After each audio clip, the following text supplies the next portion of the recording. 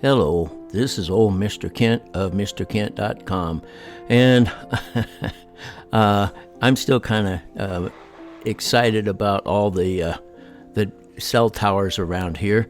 And I got to thinking, if my tablet would not have died on me, I think I could have gone a little further. In fact, I know I could now that I've made this video, but I'll show you how I actually could have seen all three towers with no problem if I could have got a little closer.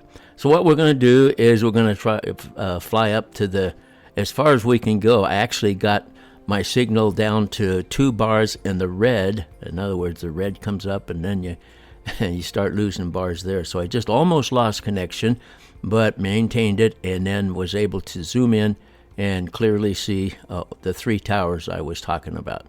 And so you say, well, big deal. Well, if I'd have been able to do that, I could have saved myself a lot of trouble in the first place. But my tablet died that day, and so that's how it works out. So anyway, this will give me an opportunity to tell you a story. In fact, my stories, I've told you all the way through everything I can think of in my life. And if I can think of anything that, I forgot, which may not happen, then I'll add it in. But what I want to do now is to tell you stories about things that I've learned from the Bible, okay? And I'm not going to be preaching. I am not a preacher. I was a Sunday school teacher for years, but I'm not a preacher. So I'm not even going to I don't think I'll be quoting scripture or anything. I'm just going to tell you what I learned from the Bible. And so hopefully it'll help you and other people. So let's get started. I trusted Jesus when I was 9 years old, lived for him all the way through high school, and then kind of got off the track, messed my life up for about 15 years, went through a divorce, got remarried, and then the wife I'm now married to, she and I decided we'd go to church, and we went to church, and we heard a terrific message, which just perfectly matched our situation, where Jesus said, "Come unto me, all ye that are heavy laden, labor and are heavy laden."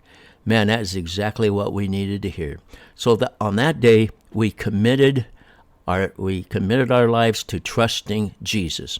Now, what does that mean? Well, let me explain.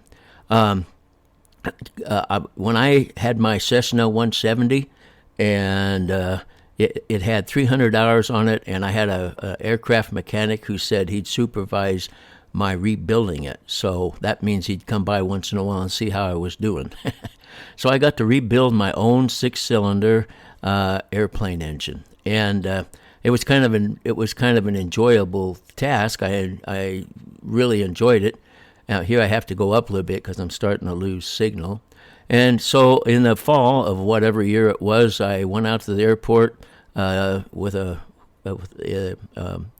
engine lift and lifted the engine out of the plane, put it in the back of my pickup, and headed home.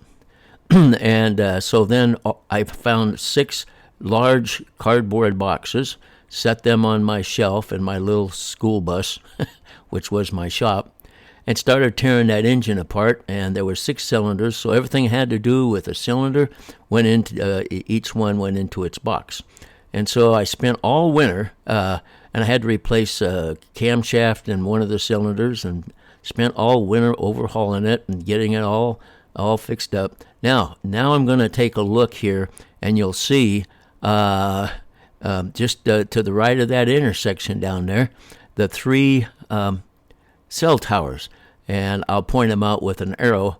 But I could have clearly seen the 3 cell towers if I could have flown this far on the day that my tablet died. So there's one, and then there's one near along that little road, and then there's another one, but the antennas are a little further down on it.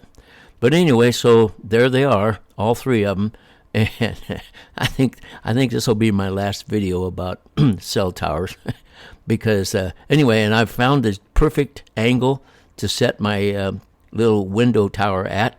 And don't tell my wife, but I made some little teeny unnoticeable marks on the windowsill so that I'll be able to always put it so I get 4 bars.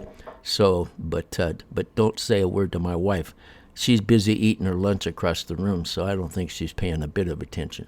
Anyway, so I took that engine, and when the spring came and it was all finished and ready to go, I loaded it up in the back of my pickup truck. And by the way, I had to replace the camshaft and the generator, and there was something else. A cylinder, yeah. So anyway, got it all put together, piece by piece. I had a manual that was put out by the company that makes the engine, and so I did everything the way the manual said, and it's pretty hard to go wrong if you follow directions. And so I had it all ready, put it in the back of my pickup, took it out to the airport with my engine lift, and lifted it out of my truck and hooked it up to the airplane and put oil in it, and did a test run and got it all checked out, make sure it was going to run.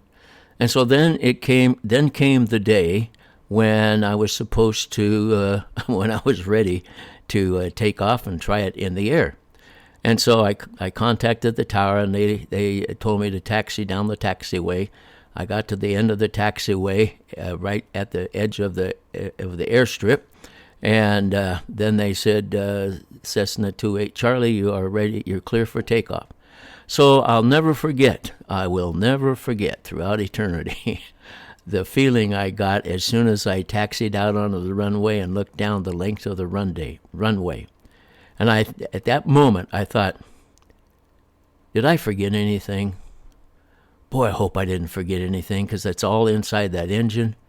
It's running. And what I had to do is I had to commit myself to taking it off and flying it in the air, because you can't run along next to it. You have to sit in the seat and go with it as it goes. Well, as it turned out, I did have to replace the generator, because I ordered one that was rebuilt, and it was really a piece of junk.